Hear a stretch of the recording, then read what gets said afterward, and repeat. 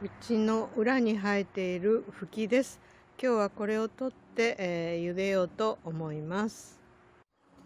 フキの根元の方から切ります。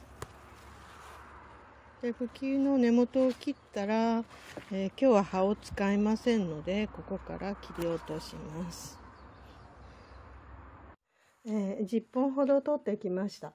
で、葉をのけて、お鍋で、茹でやすいほどの大きさに、今半分ほどに切ったところです。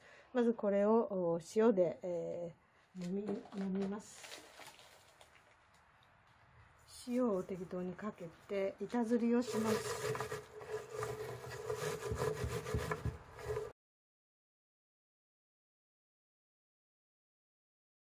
茹で上がりが少しみずみずしく青くなるように、少し板ずりをします。で、この間に、お鍋にお湯を沸かしております。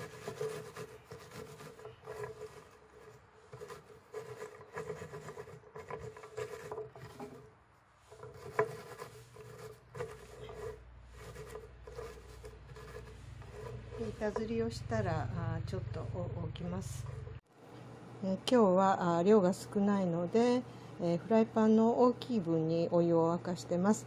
で、今沸騰していますけども、この中に先ほど塩で板ずりをしたふきを入れます。入りきれないときは切ります。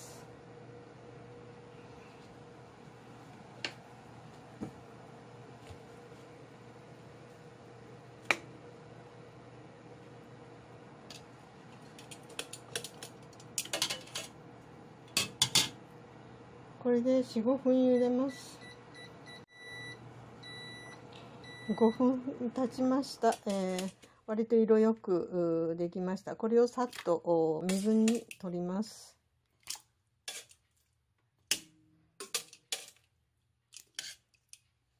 水に取りましたら、この水の中で、皮を剥きます。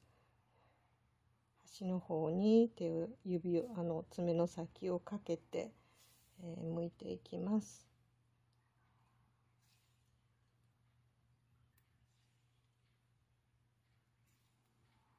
で、剥けたら水の中に、つけておきます。水から出ると干からびてしまいますので、水の中で、保存します。冷蔵庫で、1週間程度水を替えながら持つと思います。ふきの茹で方です。